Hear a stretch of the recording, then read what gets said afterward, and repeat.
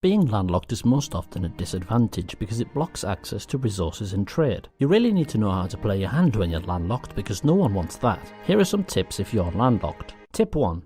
Make a fuss to your neighbours and negotiate access through rivers or straits controlled by another country. Europe has a buffet of landlocked states who have access to the ocean in this way. The Elbe, Rhine and Danube allow the Czechs, the Swiss and the Serbs access to the wider world with few worries. Belgium even has its own access to the Atlantic Ocean but prefers to use Dutch waters to access their best ports. And they have little to worry about because for the last 200 years Europeans have stopped fighting and slowly come to the realisation that sharing is caring. Tip 2. Get yourself a panhandle. Slovenia, Bosnia and until 2006 Serbia and Montenegro. The end of Yugoslavia left us with a load of these to choose from, since Croatia hugs the whole Adriatic coast. Or you could get a colonial power to do it for you. Tip 3. Just fight to get it. From a tiny Slavic duchy on the fringes of the Mongol Empire to the continental power. Russia is a huge advocate of fighting. From Moscow they found the Arctic Sea. Now they were no longer landlocked. But Arkhangelsk, Russia's Arctic port, is somewhat out of the way and is frozen over for half of the year, so people only established trade links by accident. It was clear that they could do better,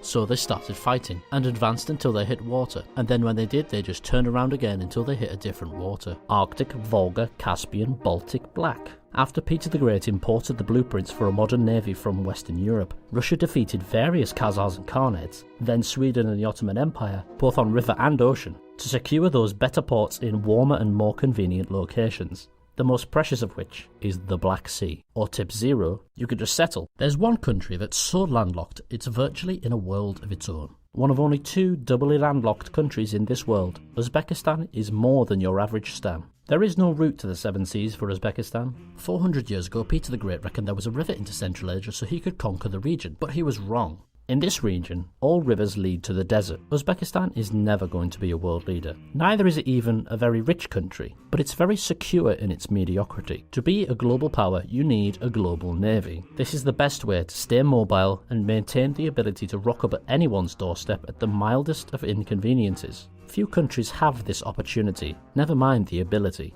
Instead, Uzbekistan has almost everything it needs right on its doorstep. But problems lie in that location. When the Russian Empire annexed swathes of Eurasia, they sliced up empires. For the next century, the powers in the Russian capital redrew those borders to suit themselves. For Lenin and Stalin, this meant playing around with ethnicities, tying them into all sorts of shapes. Nations crystallized around these divisions, and when the 1990s came around, independence was all in vogue. The resulting breakup left Uzbekistan in a peculiar situation. Today the country roughly comprises the area between 2 major rivers, west of a series of mountain ranges upon which their neighbours encircle the valuable Fergana Valley. It's the most densely populated area of Central Asia, and it's also the main transit route for road, rail and energy. Uzbekistan was given the lion's share of it, along with some envious and unstable neighbours across the borders.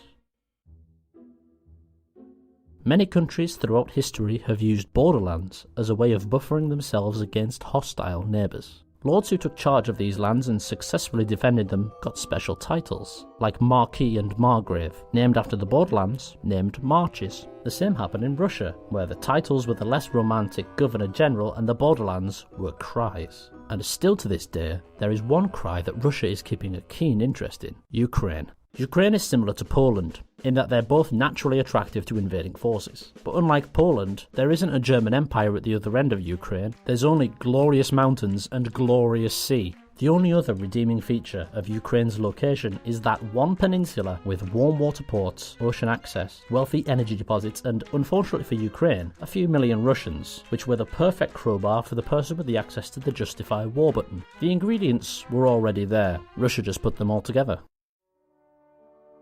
In 2014, Russia was at its smallest size in centuries. There was a reason why Russia expanded so far all those years ago. Its core isn't well protected, so it needs as much distance as possible between the capital and enemy territory, and to anchor those borders against geographic features like mountains and ocean. At the fall of the Soviet Union, Moscow was 1,500 kilometers from NATO, but by 2004, was within breathing distance. Probably a good move for NATO, but Russia is provoked into action if it wants to secure its surroundings. After the fall of the Soviet Union, Russia was left with 25% less land, half the population, and longer borders, making defence difficult and expensive. And Russian tactics with fighting neighbours had to change as well. One of the last things the USSR tried to do was invade and control Afghanistan on the fringes in Central Asia. The US couldn't risk direct war with the Soviets, so their ideal solution was a proxy war, a proxy guerrilla war, meaning they could fight dirty. The Soviets retreated from Afghanistan and imploded in private. In the Caucasus, Russia keeps close tabs. Chechnya in particular has always been a thorn in the bear's paw.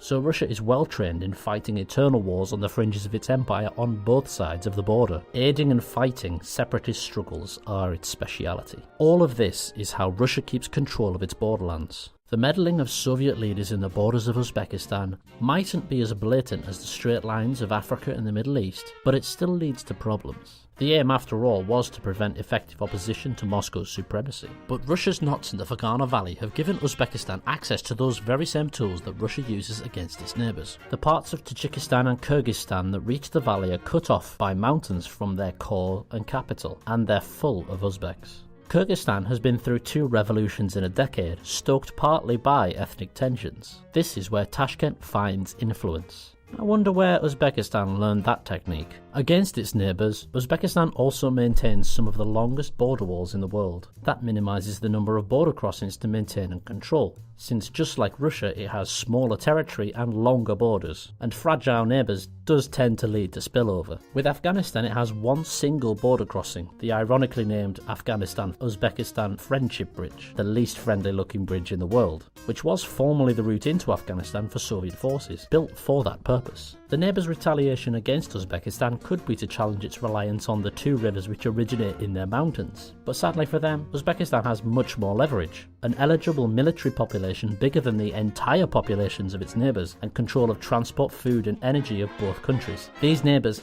simply don't cut it as a threat. But what about further afield? The region is surrounded by nuclear powers. China, India, Pakistan, Russia and Iran all surround Central Asia, but Uzbekistan borders none of them. Tashkent has 1,000 kilometers of buffer, so like a stalker with intimacy issues, Uzbekistan wants to keep its neighbours close, but not too close. It needs to keep the right blend of distance and influence to keep control of its few vital interests in the neighbouring countries. But if Russia comes downtown defending an oppressed minority, Uzbekistan will have problems. It's the only neighbour with whom Uzbekistan maintains an even vaguely cordial relationship. Kazakh citizens have a higher GDP per capita and higher living standards, but that comes at a cost of having to kowtow to the Kremlin. If Russia is to meddle in the affairs of Central Asia, Kazakhstan is the launch pad in more ways than one. With a quarter of the population being ethnically Russian and moving the capital 600 miles north towards its larger neighbour, it's clear that carving as much room for themselves in the small space under Russia's thumb is their goal, and to not become the second Ukraine. So as long as Kazakhstan remains friendly, there's no need to annex. Until then, Kazakhstan plays along as one of Russia's closest allies in a series of vague post-Soviet organisations.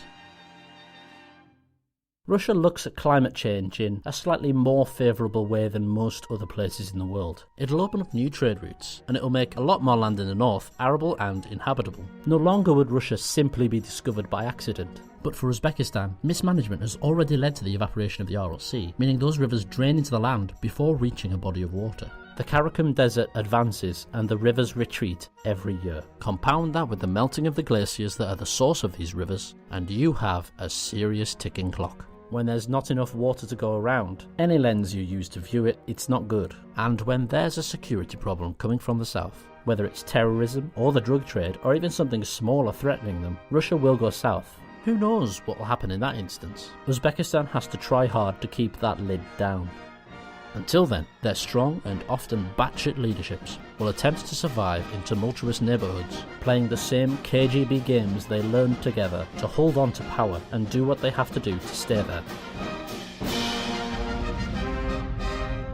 This video was inspired by The Accidental Superpower, a book by Peter Zeihan. Not only is it a good read, but it's also full of delicious maps if you're into that kind of thing. For more information, search Zeihan on Geopolitics, or follow the links on screen and in the description. Thanks for watching.